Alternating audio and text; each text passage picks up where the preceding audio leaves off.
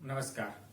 હવે આપણે નેક્સ્ટ જે આપણો 14મા ચેપ્ટરની અંદરનો ટોપિક છે કે ઉર્જાના પરંપરાગત સ્ત્રોતો, એટલે કે પ્રાચીન કાળથી લાંબા સમયથી આપણે કયા એવા સ્ત્રોતો છે કે જેનો આપણે ઉપયોગ કરીએ છીએ અને હજી પણ કરતા આવીએ છીએ કે લાંબા સમયથી, ભૂતકાળના સમયથી.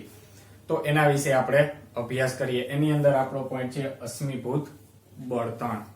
તો આ અશ્મિ બળતણ અથવા તો અશ્મિભૂત બળતણ જે આપણે 8મા 9મા ધોરણની અંદર ભણી ગયા કે જે પૃથ્વી પર પહેલાના જે સજીવો હતા એ કોઈ કારણોસર મૃત્યુ પામી અને જમીનની અંદર દટાણા, જમીનની અંદર સતત ઊંડે જતા રહ્યા. જમીનના ઊંચા તાપમાન અને દબાણના લીધે આ જે બધા સજીવો હતું એ સજીવોનું પેટ્રોલિયમની અંદર રૂપાંતર થયું કે એક બળતણ બન્યું. એનું બધાનું જે સજીવોના અવશેષો હતા એ અવશેષોનું બળતણમાં રૂપાંતર થયું. જે બળતણ છે એને આપણે કહેશું અશ્મિભૂત બળતણ અથવા તો અશ્મિ બળતણ તરીકે ઓળખીએ છીએ. પરંતુ પ્રાચીન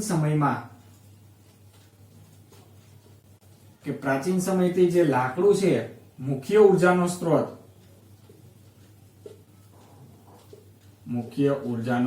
સ્ત્રોત કે એ હતો લાકડું.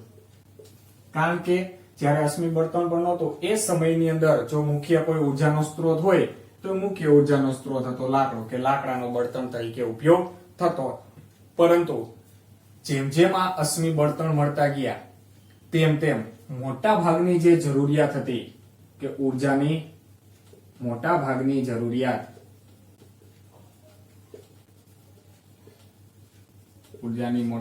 જરૂરિયાત આ અશ્મિભૂત બળતણ દ્વારા પૂર્ણ થઈ. કે અશ્મિભૂત બળતણના ઉપયોગથી એ બધી જે જરૂરિયાત હતી એ બધી જ જરૂરિયાત છે એ બધી જરૂરિયાત આ અશ્મિભૂત બળતણ દ્વારા પૂર્ણ થઈ. કે આપણે જોઈએ છીએ કે પૃથ્વી ઉપર એ આ બધાની અંદર મુખ્ય ઘટક તરીકે શું રહેલું છે તો કે કાર્બન. કે પૃથ્વી પર જે જીવનનો આધાર સ્તંભ છે ઉર્જા મેળવવા માટેનો એ ઘટક છે કાર્બન. કે આના સિવાય ઉર્જા મળી શકશે નહીં. કે તમે રોજિંદા જીવનની અંદર જે કાંઈ ઉર્જા મેળવવા માટેના પદાર્થ ને દહન કરો છો એ તમામ પદાર્થનું જો તમે બંધારણ જોશો તો એ બધાની અંદર મૂળભૂત ઘટક તરીકે શું રહેલું હશે? કાર્બન હશે. તો આમ આ જે કાર્બનિક પદાર્થો છે એનાથી અચાનક જ જે ઉર્જાની માંગ હતી કે તો એના લીધે ઔદ્યોગિક ક્રાંતિ થઈ. કે અશ્મિભૂત બળતણ મળ્યું એના પરિણામે ઉદ્યોગોની અંદર ક્રાંતિ થઈ કે વિકાસ થયો. કોના લીધે? તો કે આ મુખ્ય ઘટક કાર્બન હતો કે કાર્બનિક પદાર્થને લીધે. અને પરિણામે જે વિશ્વની જે ઉર્જાની જરૂરિયાત હતી એ જરૂરિયાત ખૂબ જ અચાનક છે એકાએક વધવા લાગી. અને એટલો જ સામે સતત ને સતત આ અશ્મિભૂત બળતણનો ઉપયોગ થવા લાગ્યો. અશ્મિભૂત બળતણ તરીકે આપણે લઈએ તો કે છે પેટ્રોલિયમ અને બીજું આવશે કોલસો. કે આ કોલસા એ તો ઔદ્યોગિક ક્રાંતિ છે એને મજબૂત બનાવી કે ઉદ્યોગોની અંદર ખૂબ વિકાસ થવા લાગ્યો. કારણ કે મુખ્ય ઘટક એમાં પણ કોલસો ઉર્જા મેળવવા માટે આપણે ઉપયોગ કરીએ છીએ. કે આ કોલસાનું દહન કરી અને દહન કરશો એટલે એમાંથી આપણને શું મળશે? ઉર્જા મળશે. અને જે ઉર્જાનો ઉપયોગ ઉદ્યોગોની અંદર થાય છે, અમુક ઉદ્યોગોની અંદર પેટ્રોલિયમ પેદાશો કે પેટ્રોલ, ડીઝલ, કેરોસીન, બળતણ તેલ વગેરે જેવા પદાર્થો છે એ બધા પદાર્થોથી ઉદ્યોગોની અંદર સતત વિકાસ થવા લાગ્યો અને એનું મુખ્ય ઘટક કાર્બન. અને વિશ્વની જે ઉર્જાની માંગ હતી, જેટલી જરૂરિયાત હતી એ જરૂરિયાતમાં પણ ઉદ્યોગોની ક્રાંતિ થઈ અને જરૂરિયાતમાં સતત શું થતો ગયો? વધારો. કારણ કે જે જીવન ધોરણ હતા કે જીવનશૈલી હતી એ જીવનશૈલીમાં સુધારો આવ્યો. કે જીવનશૈલીની અંદર સુધારો થવાથી જેની જરૂરિયાત હતી એ જરૂરિયાતમાં સતત શું થતો ગયો? વધારો. તો હવે આપણી પાસે જે અશ્મિભૂત બળતણ છે તેનો મર્યાદિત જથ્થો જ રહેલો છે કે મર્યાદિત ભાગ જ વધ્યો છે. કે આ જે અશ્મિ બળતણ છે એનો બેફામ ઉપયોગ સતત ને સતત વધવાથી હવે આપણી પાસે એનો જે જથ્થો છે જથ્થો ખૂબ જ ઓછો છે. અને જો આ જ રીતથી, આ જ દરથી આપણે એનો સતત ઉપયોગ કરતા રહેશું તો નજીકના ભવિષ્યની અંદર એનો જે સ્ત્રોત છે એ સ્ત્રોત ખૂટી જશે. કારણ કે આ જે અશ્મિભૂત બળતણ છે એ અશ્મિભૂત બળતણ લાખો વર્ષોની પ્રક્રિયાને અંતે બને છે. વર્ષોની ક્રિયાને અંતે તે નિર્માણ થાય છે. કારણ કે 1-2 દિવસમાં કે 5 દિવસમાં કે કોઈ પ્રયોગશાળાની અંદર કે કોઈ ઉદ્યોગોમાં એનું નિર્માણ થઈ શકતું નથી. કે લાખો વર્ષો પહેલા જે સજીવો બધા દટાણા હતા ઊંચા તાપમાન અને દબાણના લીધે એનું બળતણમાં રૂપાંતર થયું અને ત્યારે આપણને આ બળતણ મળ્યું જે આપણો મુખ્ય ઉર્જાનો સ્ત્રોત બની ગયો. તો એ વર્ષોની ક્રિયાને અંતે નિર્માણ થાય છે અને હવે આપણો એની પાસે જથ્થો ખૂબ જ ઓછો છે. જો આ જ પ્રમાણે ઉપયોગ કરશું તો લાંબા સમય માટે અથવા તો આવનારી પેઢી માટે તે મળી શકશે નહીં. અને આગળના ધોરણની અંદર આપણે ભણી ગયા 8મા ધોરણમાં 9મા ધોરણની અંદર અશ્મિભૂત બળતણના દહનથી વાયુ પ્રદૂષણ થાય છે કે વાયુઓનું પ્રદૂષણ થાય છે એવું આપણે 9મા ધોરણની અંદર ભણી ગયા. 8મા ધોરણની અંદર પણ ભણ્યા એના વિશે. કારણ કે એની અંદર મુખ્ય ઘટક તરીકે કાર્બન છે. મુખ્ય ઘટક કાર્બન. આ કાર્બનની સાથે સાથે એની અંદર સલ્ફર પણ રહેલું છે. સલ્ફર થોડા ઘણા પ્રમાણમાં નાઇટ્રોજન પણ હોય છે. તો જ્યારે તમે આવા કોઈ ઘટકો છે, આવા કોઈ પદાર્થો છે, આ પદાર્થોનું જ્યારે દહન કરવામાં આવે ત્યારે આનાથી વાતાવરણની અંદર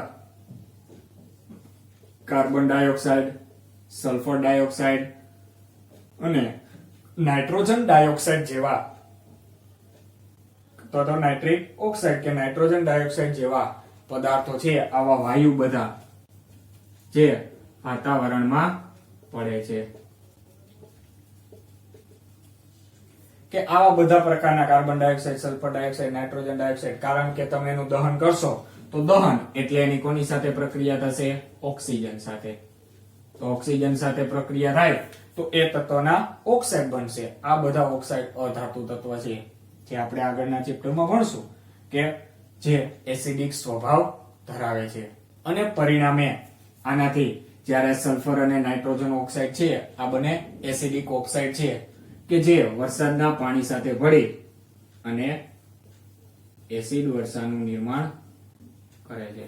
કે આવા વાયુઓ જો વાતાવરણમાં હશે તો જ્યારે વરસાદ થશે ત્યારે વરસાદનું પાણી વાતાવરણમાંથી પસાર થશે તો એ સલ્ફર ડાયોક્સાઇડ, નાઇટ્રોજન ડાયોક્સાઇડ જેવા વાયુઓના સંપર્કમાં આવવાથી એ એસિડમાં રૂપાંતરિત થઈ જાય છે, જેથી પૃથ્વી ઉપર પાણીને બદલે એસિડ પડે છે અને જેને શું કહેવામાં આવે છે? એસિડ વર્ષા. અને જ્યારે આ કાર્બન ડાયોક્સાઇડ છે, આ કાર્બન ડાયોક્સાઇડ થી વૈશ્વિક તાપમાનમાં વધારો થાય છે અને જે ઘટનાને આપણે કહીએ છીએ ગ્લોબલ વોર્મિંગ.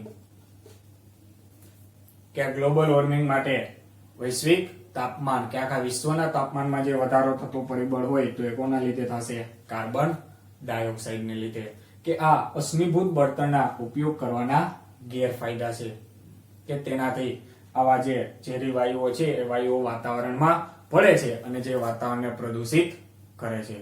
તો એના ફાયદા હતા અને એના ગેરફાયદા કે ઉપયોગ ખૂબ વધુ થાય છે કે એનાથી આ કોલસાને લીધે ઉદ્યોગોની અંદર ક્રાંતિ આવી, પરંતુ એની સાથે સાથે એટલા જ પ્રમાણમાં વપરાશ પણ વધતો ગયો અને સાથે સાથે પર્યાવરણની અંદર જે પ્રદૂષણ છે એ પ્રદૂષણના પ્રમાણમાં પણ વધારો થાય છે કે જેના લીધે આપણું વાતાવરણ છે એ અશુદ્ધ બનતું જાય છે. તો જો અશ્મિભૂત બળતણના ગેરફાયદા પૂછાય તો એની અંદર આ ગેરફાયદા લખવાના થશે કે જેમાં વાયુનું પ્રદૂષણ, એસિડ વર્ષા કે જેના માટે નાઇટ્રોજન ઓક્સાઇડ ઓછું જવાબદાર છે, પરંતુ મુખ્ય ઘટક જો એસિડ વર્ષા માટે જવાબદાર હોય તો એ સલ્ફર ડાયોક્સાઇડ. અને ગ્લોબલ વોર્મિંગ માટે જો કોઈ વાયુ જવાબદાર હોય તો એ મુખ્ય ઘટક છે કાર્બન ડાયોક્સાઇડ. હવે આપણે જે આ ઉર્જા તો જોઈ બધી કે ઉપયોગ કરીએ છીએ, પરંતુ સાથે સાથે આપણી જે ઉર્જા છે એ ઉર્જા બિનઉપયોગી ઉર્જાના સ્વરૂપમાં વ્યય પામે છે, જેને આપણે ફરીથી ઉપયોગ કરી શકતા નથી. એવું આપણે આગળના ટોપિકની અંદર જોયું હતું. પરંતુ જો આપણે એ વધારાની ઉર્જા જે વ્યય પામે છે એનો આપણે ઉપયોગ કરવો હોય તો આપણે કઈ રીતે કરી શકીએ? કે આપણે જે મનગમતો ઉર્જાનો સ્ત્રોત જોઈ છે જેમ કે વિદ્યુત ઉર્જા, તો એ આપણે કેવી રીતે મેળવી શકીએ. તો જે કુકર છે, પ્રેશર કુકર, એ પ્રેશર કુકરને તમે અશ્મિ બળતણ આપો છો અથવા તો લાકડું કાં તો એલપીજી ની મદદથી તમે એને ગરમ કરો છો કે લિક્વિફાઈડ પેટ્રોલિયમ ગેસ, આ પણ અશ્મિ બળતણ જ છે. તો એલપીજી ના ઉપયોગથી તમે એને દહન કરશો તો દહન કરશો એટલે એના ઉપરના ભાગેથી વાયુ છે એ ખૂબ દબાણથી, ઊંચા દબાણ સાથે બહાર નીકળે છે. તો એ બધી જે ઉર્જા છે એ ઉર્જા બધી ક્યાં જશે? વાતાવરણમાં, જેને ક્યાંય તમે ઉપયોગ કરી શકશો નહીં. પરંતુ ધારો કે તમારે એનું બીજી ઉર્જાની અંદર રૂપાંતર કરવું છે તો એના માટે થોડુંક ઘણી બધી મહેનત કરવી પડશે. ત્યારે તમે જે ઉપયોગી વિદ્યુત ઉર્જા છે તો બીજી કોઈ ઉર્જાના સ્વરૂપમાં રૂપાંતરિત કરી શકશો. તો એના માટે એ પ્રેશર કુકર અને કોઈ એક દડો અથવા તો કોઈ એક પદાર્થ છે ગોળ, એના ઉપર બ્લેડ વાળી ભાગ તમારે લગાવવાનો છે કે પાંખીયા ટૂંકમાં. હવે અહીંયા જે તમારું કુકર છે, આ કુકરના ઉપરના ભાગેથી તમારે કોઈ એક નળી છે એ નળી જોઈન્ટ કરી અને આના પાંખિયા સાથે રાખવાની છે, પાંખિયા ઉપર, કે જેથી કરી આના પાંખિયા ઉપર હવાનું દબાણ આવશે, પ્રેશર આવશે તો એ જે તરી છે એ શાફ્ટિંગ રોટેટ કરશે. એ રોટેટ થશે. આની સાથે આપણે એક ડાયનેમો જોડી દેશું. ડાયનેમો કે તમને ખ્યાલ હોય તો સાયકલની અંદર પેલા લાઇટિંગ કરવા માટે ડાયનેમોનો ઉપયોગ થતો, આપણે 13મા ચેપ્ટરની અંદર જોશું. મેગ્નેટ હોય જે ભ્રમણ કરવામાં આવે, જેમાં જનરેટર છે, એવી જ રીતે નાની ટાઈપનો પદાર્થ હોય ને ડાયનેમો કહેવાય. એ સાયકલની રિંગ સાથે સ્પર્શ કરાવી દેવાનો હોય. જેટલી જોરથી, જેટલી ઝડપથી તમે સાયકલનું રિંગ ફેરવશો એટલી જ લાઇટ છે, પ્રકાશ છે, વધુ ઉત્પન્ન થશે. તો આ પાંખિયા સાથે આપણે ડાયનેમો જોડી દઈએ કે જે આ બધી ઉર્જા છે એ ઉર્જાનું વિદ્યુત ઉર્જાની અંદર રૂપાંતર કરશે. અને એની સાથે આપણે એક બલ્બ જોડી દઈએ તો ત્યારે અહીંયા આપણને કઈ ઉર્જા મળશે? વિદ્યુત ઉર્જા. તો જો આ જે વધારાની ઉર્જા હતી એને આપણે રૂપાંતરિત કરવા માટે ઘણું બધું કાર્ય છે એ ઘણું બધું કાર્ય કરવું પડશે. કે ત્યારે તમે જે વધારાની વ્યય પામતી ઉર્જા છે આ બધી વાતાવરણમાં જતી હતી, એનો તમે ડાયનેમોના ઉપયોગ દ્વારા તમારી જે ઉપયોગી ઉર્જા છે એ વિદ્યુત ઉર્જાની અંદર તમે રૂપાંતરિત કરી શકશો. તો ત્યારે આ વ્યય પામતી બધી જ ઉર્જા છે એ ઉર્જા આપણને મળશે. તો આપણે જે આ મનગમતી ઉર્જા, વિદ્યુત ઉર્જા વાપરીએ છીએ એ વિદ્યુત ઉર્જા ડાયરેક્ટલી મળી જતી નથી. એના માટે જુદા જુદા પ્રકારના પદ્ધતિઓનો ઉપયોગ કરવામાં આવે છે કે જેમ કે પવન ઉર્જાનો, જળ ઉર્જા એટલે કે ડેમની અંદર જે પાણી છે એ પાણીને વહેવડાવી અને ટર્બાઇનની મદદથી પણ વિદ્યુત ઉત્પન્ન કરવામાં આવે છે. તો હવે એ પોઈન્ટ આપણે જોવાનો છે કે જુદી જુદી કેવી રીતે આપણે આપણા જે મનગમતા ઉપયોગી સ્ત્રોત છે એ ઉપયોગી ઉર્જાના સ્વરૂપને મેળવી શકીશું. તો એની અંદર આ મુખ્ય પેલા હતો અશ્મિભૂત બળતણ. હવે આપણે થર્મલ પાવર પ્લાન્ટ જોવાનો છે કે થર્મલ પાવર પ્લાન્ટ એટલે એના નામ ઉપરથી જ એનો મતલબ છે કે થર્મલ એટલે કે થશે ઉષ્મા, ગરમી, કે ગરમીનું વિદ્યુત ઉર્જાની અંદર રૂપાંતર કરવાનું છે. કે આ ગરમીનું વિદ્યુત ઉર્જાની અંદર કેવી રીતે રૂપાંતરિત થશે? તો એના માટે ગરમી મેળવવા માટે ફરી પાછો ઉપયોગ થશે અશ્મિભૂત બળતણનો. કે અશ્મિભૂત બળતણ છે એનું દહન કરી અને એમાંથી આ ફરીથી ઉર્જા છે એ ઉર્જા મેળવી શકાશે, ગરમી મેળવવામાં આવશે. થર્મલ પાવર પ્લાન્ટ અથવા તો થર્મલ વિદ્યુત મથક પણ એને કહેવાય. કે જેમાં સૌ પ્રથમ અશ્મિભૂત બળતણના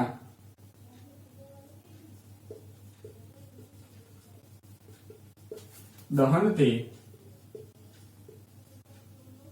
ઉષ્મા ઉત્પન્ન કરવામાં આવે છે. કે ઉષ્મા એટલે કે ગરમી. કે સૌ પ્રથમ તો જે અશ્મિભૂત બળતણ છે કે કોલસા, એ કોલસાના દહનથી ઉષ્મા એટલે કે ગરમી ઉત્પન્ન કરવામાં આવે છે. અને આ જે ઉષ્મા છે એ ઉષ્માને પાઇપલાઇન મારફતે જે ટર્બાઇન છે, આ ઉષ્માને પાઇપલાઇન મારફતે ટર્બાઇન સુધી પહોંચાડવામાં આવે છે અને ટર્બાઇન ની અંદર એ જે દબાણ છે હવાનું દબાણ એ દબાણનો ઉપયોગ કરી અને એ ટર્બાઇનને ભ્રમણ કરાવવામાં આવે છે કે જે હવાના દબાણથી ટર્બાઇનને ગતિ કરાવવામાં આવે છે અને એ ટર્બાઇન ભ્રમણ થવાથી જે યાંત્રિક ઉર્જા છે એટલે કે આ ઉષ્મા ઉર્જા થઈ એ ઉષ્મા ઉર્જા યંત્રએ કાર્ય કર્યું એટલે યાંત્રિક ઉર્જા થઈ પછી એનું વિદ્યુત ઉર્જાની અંદર ઉત્પન્ન નિર્માણ થશે તો એની જે ઉર્જા રૂપાંતરણ છે એ ઉર્જા રૂપાંતરણ કેવા છે ઉષ્મા ઉર્જાનું વિદ્યુત ઉર્જાની અંદર રૂપાંતરણ કે ઉષ્મા ઉર્જા છે ઉષ્મા ઉર્જાનું ફાઇનલી શેમાં રૂપાંતર થશે વિદ્યુત ઉર્જામાં તો આવા જે પ્લાન્ટ છે થર્મલ પાવર પ્લાન્ટ એ મોટા ભાગે આ પ્લાન્ટ તેલ ક્ષેત્રોની નજીક સ્થાપવામાં આવે છે કે જ્યાં તેલ ક્ષેત્રો છે એટલે કે જ્યાંથી આ અશ્મિભૂત બળતણ મળી આવે છે અથવા તો કોલસો જ્યાંથી મળી આવે છે તેવા તેલ ક્ષેત્રોની નજીક સ્થાપવામાં આવે છે ત્યાંની નજીક એને સ્થાપન કરવામાં આવે છે. શા માટે તેલ ક્ષેત્રોની નજીક? કારણ કે જે તમે પેટ્રોલિયમ હવે ધારો કે આ જગ્યાએ તમે પ્લાન્ટ સ્થાપ્યો હવે અહીંથી આ કોઈ એક સ્થાન છે કે જ્યાં અહીંયા ઉર્જા ઉત્પન્ન કરવામાં આવે છે થર્મલ પાવર પ્લાન્ટ રહેલો છે હવે અહીંથી જે તેલ ક્ષેત્ર છે એ તેલ ક્ષેત્ર અહીંથી ધારો કે સપોઝ 5 કિલોમીટર દૂર છે કે અહીંથી તેલ આવે છે એટલે કે પેટ્રોલિયમ હવે એને અહીંથી અહીંયા સુધી પહોંચાડવા માટે ખર્ચ કેવો લાગશે વધુ જ્યારે અહીંથી જે વિદ્યુત ઉર્જા ઉત્પન્ન થશે એ વિદ્યુત ઉર્જાને તમે તાર મારફતે સરળતાથી શું કરી શકાય છે વહન કરી શકાય કે જે આ તેલી પદાર્થો છે કે જે ઉર્જા મેળવવાનો સ્ત્રોત છે એનો જેટલો ખર્ચ થશે એના કરતા વિદ્યુત ઉર્જા છે એને તમે સરળતાથી વહન કરાવી શકશો. જો આ તેલ ક્ષેત્રોથી દૂર સ્થાપવામાં આવે તો અહીંથી અહીં સુધી તેલ પહોંચાડવા માટેનો ખર્ચ છે પેટ્રોલિયમ પહોંચાડવા માટેનો ખર્ચ વધુ થાય એના કરતા સરળતાથી વિદ્યુત ઉર્જા છે એનું વહન કરી શકાય એટલા માટે આવા બધા પ્લાન્ટ છે એ બધા તેલ ક્ષેત્રોની નજીક સ્થાપવામાં આવે છે અને આ પ્લાન્ટને આ પાવર પ્લાન્ટને થર્મલ પાવર પ્લાન્ટ એટલા માટે કહેવામાં આવે છે કે એમાં જે અશ્મિભૂત બળતણ છે અશ્મિભૂત બળતણની ઉષ્મા ઉર્જાનો ઉપયોગ થાય છે કે ઉષ્મા ઉર્જાનો ઉપયોગ કરવામાં આવે છે આથી આને શું કહેવાશે થર્મલ પાવર પ્લાન્ટ.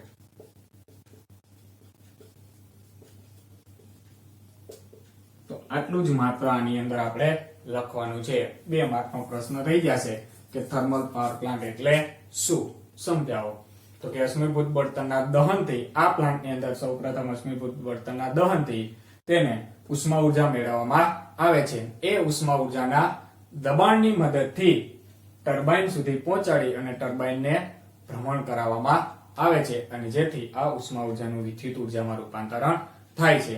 આવા પ્લાન્ટ મોટા ભાગે તેલ ક્ષેત્રો અથવા તો કોલસાને ક્ષેત્રો છે તેવા ભાગથી નજીક સ્થાપવામાં આવે છે કારણ કે એ પેટ્રોલિયમનું ટ્રાન્સપોર્ટિંગ વધુ ખર્ચાળ છે એના કરતા વિદ્યુતનું વહન છે એ સરળતાથી કરી શકાય છે એટલા માટે તેલ ક્ષેત્રોની નજીક આવા પ્લાન્ટનું નિર્માણ કરવામાં આવે છે. આ પ્લાન્ટને થર્મલ પાવર પ્લાન્ટ એટલા માટે કહેવામાં આવે છે કારણ કે તેમાં અશ્મિભૂત બળતણની ઉષ્મા ઉર્જાનો ઉપયોગ કરવામાં આવે છે.